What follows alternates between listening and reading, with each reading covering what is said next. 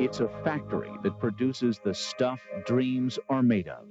Millions of fans around the world rely on the fantasies and products inspired by one man. It's teaching people to think for themselves. The Sci-Fi Channel presents a behind-the-scenes look inside TSR, the creative home to an extraordinary team who are truly masters of fantasy.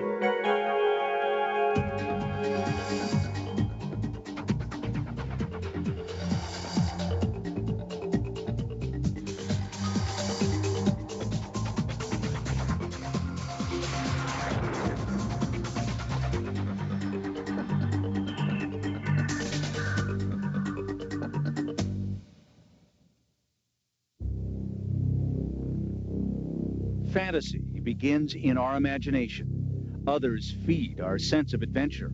Movies and television take us where no one has gone before. But there is another path to exploring the unknown, and it's been charted by a company called TSR. In the very simplest sense, TSR is a company that creates entertainment. TSR is the home of a unique team of artists, writers, and creators who are masters of fantasy in realms known to millions of fans worldwide. TSR stands for Tactical Studies Rules, but now the company is known only by the three initials. TSR began in 1974 on borrowed money in order to publish the game Dungeons and Dragons. I was working as an insurance underwriter, and I just finally said that, no, I'm tired of this. I'm gonna write games. I'm gonna try to write stories. I want to be a kid again and have fun.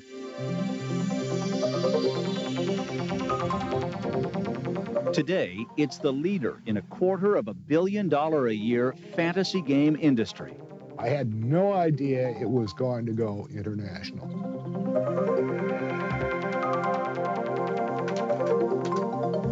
Co-founder Gary Gygax helped run the company until 1985, when Lorraine Williams became president and CEO.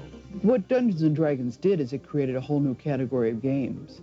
You had the miniature games, and you had board games, and you had card games like bridge and gin rummy and poker, but this really became a new game form.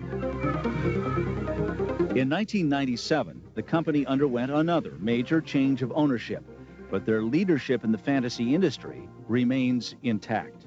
I meant it to be fun. I think the game was a lot of fun. I think it still is a lot of fun. Since its inception, TSR has seen phenomenal growth through games that explore dozens of imaginary worlds. From a game set in the Old West, where six-shooters can settle any argument, to lands ruled by sword-wielding hordes of barbarians. From Gothic worlds, where vampires lurk, to the lands of 1,001 Arabian adventures. From many realms where dragons roam and magic is the law of the land, and into the far reaches of outer space. Where are we? We're in a place that was only rumored to exist. It just is another form of storytelling, and it's imaginative. It's complementary, and it's very, very similar to science fiction. And that's always, both science fiction and fantasy have always been great interests of people, because it's a way to look either creatively backwards or creatively forwards.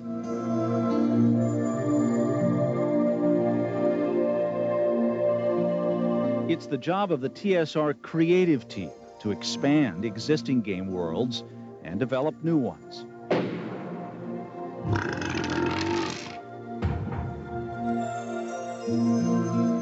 I think one of the biggest challenges in creating a game line from the beginning, from scratch, is in knowing what level of detail to strive for.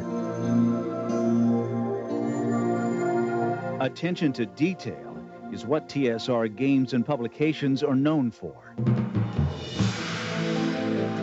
Artists sometimes use actual photographs to help visualize characters, and sometimes the models are other TSR employees. Once a storyline is approved, Pencil sketches of new characters can be turned into full-blown original paintings. TSR is an international multimedia giant with products translated into 26 languages and sold in more than 50 countries. Velha senhora, o que faz neste templo do mal? Good morning, TSR Incorporated. Its headquarters are located not in a major metropolitan city, but in the quiet little mid-America town of Lake Geneva, Wisconsin. The funnest part of the job is the creation, is the coming up with the new ideas, sitting around in groups and brainstorming.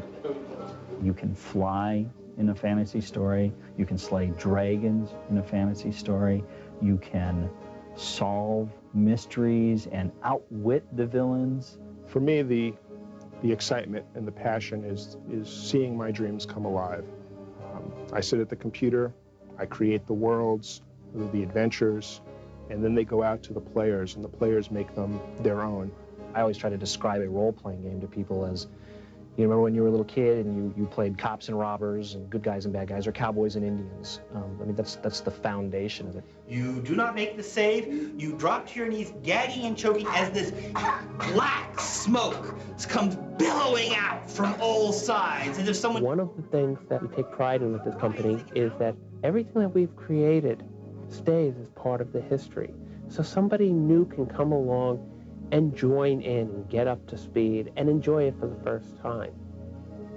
At home in their creative hideaway, these masters of fantasy have turned TSR into a major publishing and game corporation.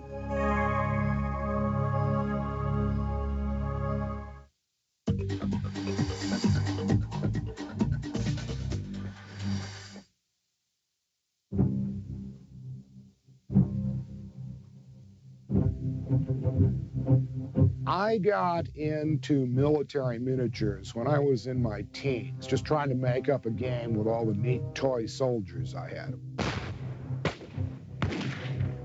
The concept of using sets of rules to make combat games realistic was started in 1913 by the legendary science fiction author H.G. Wells in his book called Little Wars. All you have to do is put your troops out and move and fight. And we dig in.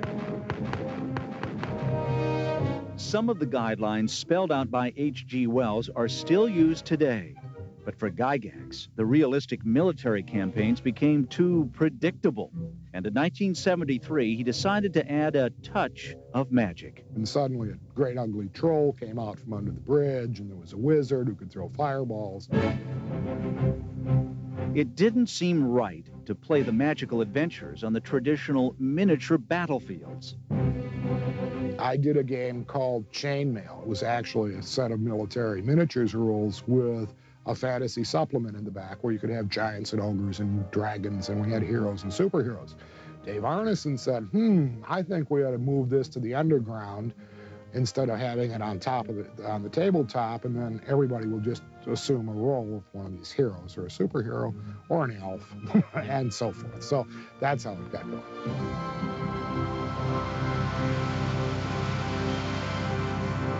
Since the new game was set under the battlefields in dungeons, and since the most terrifying monsters you could find there were dragons, the name of this new game was obvious.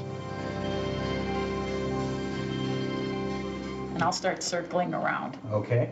Word of this new twist on the familiar games began to spread, especially on college campuses, because now you could make up your own adventures instead of having to follow someone else's battle plan. The huge appeal that all the players found was that here's, now I can be a hero, I can be a wizard, I can be a swordsman, I can be a clever thief or a bumbling one or whatever. You can play them seriously or not, but you could go have these adventures without risk to life and limb. Gygax and his friends realized they had to write down some rules. So they formed a company and named it Tactical Studies Rules, after their war game association. I played for perhaps a month and then wrote 50 pages of rules. Sent them around to a lot of friends in colleges and so forth. Got feedback, wrote a 150-page manuscript, and that was published in 1974 as Dungeons and Dragons. The original set of rules described general guidelines that players could adapt to their own game sessions. You have to talk about what their adversaries are, what the rewards are, what the punishments are, and so forth. It gets fairly complex. Wizards have many spells, and you have to know what they are and what effect they have on the environment. So it gets to be, it's a huge ongoing process that it starts very simply with a little outline. Dungeons & Dragons became a huge hit, and along with the updated Advanced Dungeons & Dragons has sold more than 50 million units.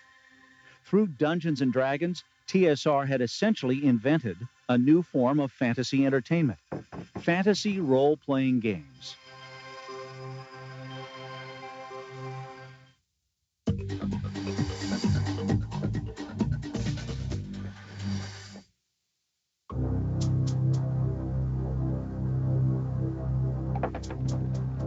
My character's name is Jack Everstar. I carry 2 pistols in my hands. My character is Pete Havoc.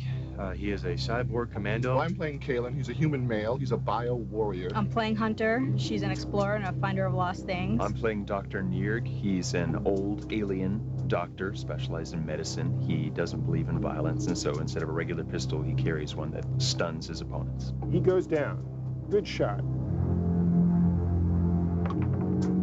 Role-playing games are a combination of impromptu acting, dice games, and a group storytelling session.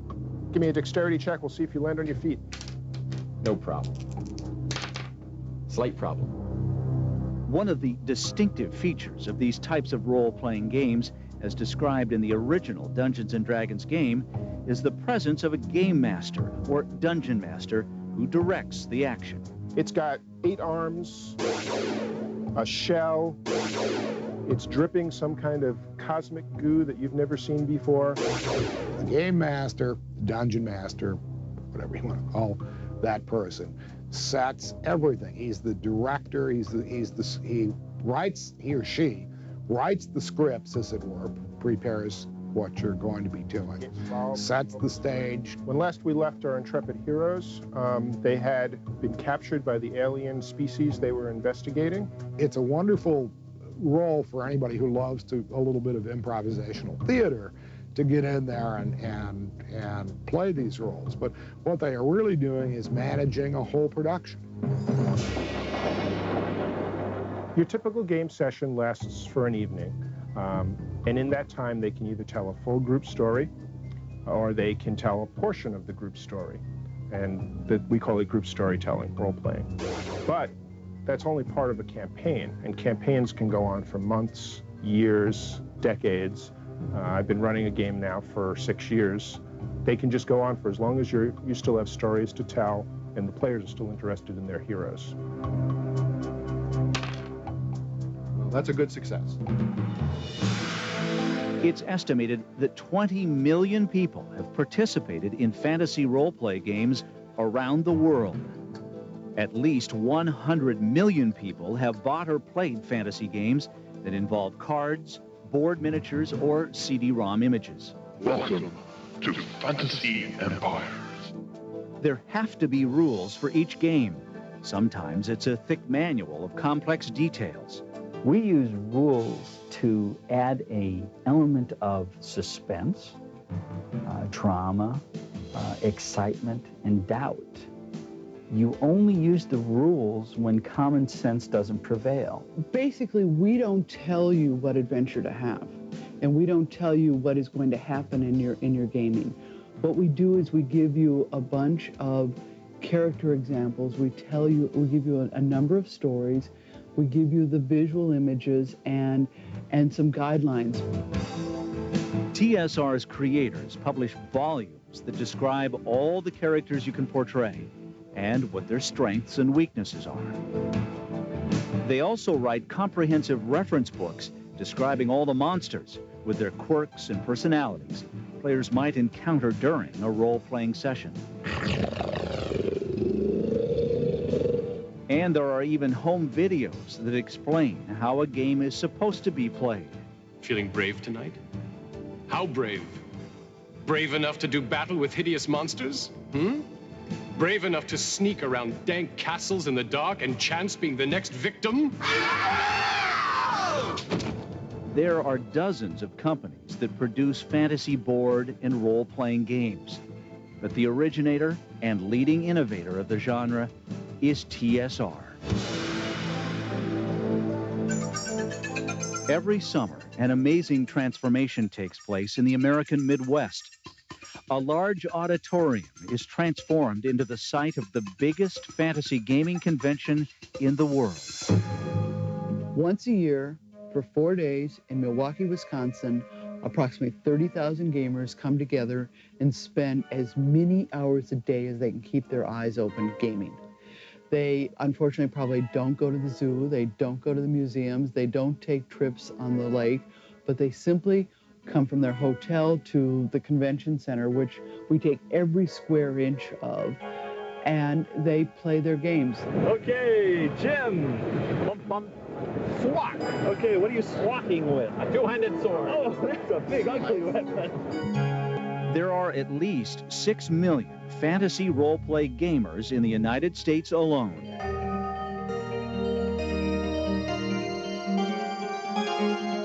It's estimated that 500,000 more people start playing these games every year. Why are we fascinated with fantasy? I think it's because we all want to be a hero. About 60% of the fantasy sci-fi games produced for this $250 million a year fantasy sci-fi market are made by TSR Incorporated. Rogar, you're on the floor, hacking, no damage, but what do you want to do? I want to hack out his knees. Studies have found that a typical Dungeons & Dragons player spends from 10 to 24 hours a week playing the game. A role-playing game is really an experience, it's a tabletop experience, where people jointly and collectively go together to achieve a goal, to get the gold, get the jewels, conquer the monster, and they go on expeditions and explorations.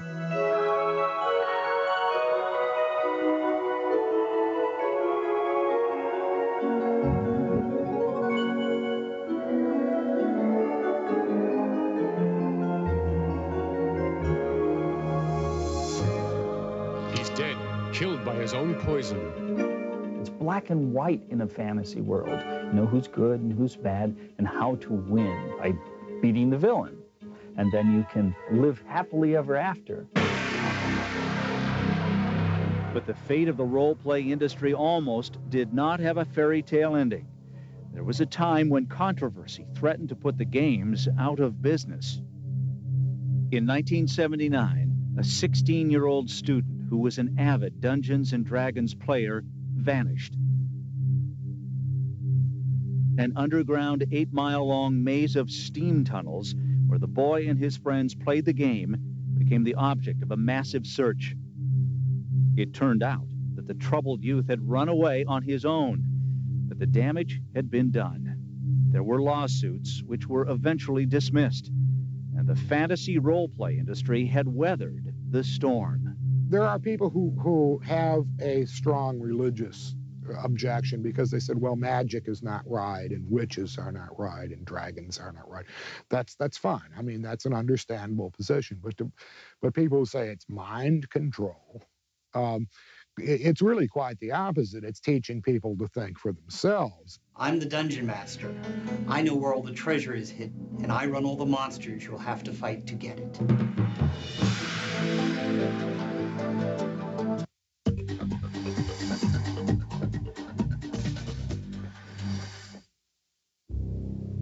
TSR is a veritable fantasy factory, creating worlds, producing landscapes where our imaginations can run wild.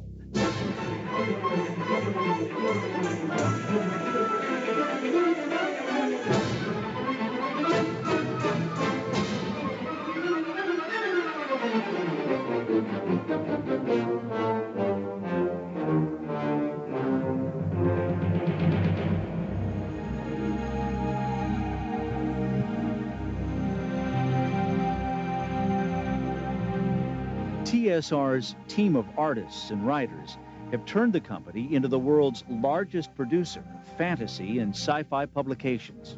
We put out 120 products a year. We publish 2 magazines. You know, we're a major publisher of best-selling fantasy novels, so there's an awful lot coming out of here. TSR artists also work in a miniature model department to help create the look of a new game. All I had to work with was a foam cutter, picnic plates, several model parts, little paraphernalia here and there that I added just for looks, and it just grew in my living room. Like that's off a hair curler and ping pong balls and little pins and rods and little champagne cup base. The finished model became part of TSR's outer space game, Alternative. Am I happy? Absolutely. I'm doing what I love. It's my idea, really, of a success, is doing what you love for a living. Most TSR employees say they were avid fantasy game fans way before they were hired to help create new games. It was everybody's hobby before they turned it into a career. So we live and breathe it constantly. Today, the age-old myths of magic and wizardry that first made Dungeons & Dragons popular have evolved into the computer age. Go! Prepare for my coming! From dreaming up original concepts, to illustrating games and books, to delivering products to feed people's imaginations around the world, TSR is indeed a one-of-a-kind workplace for a unique team of masters of fantasy. There's no limit to what we can do. It's whatever we can dream of.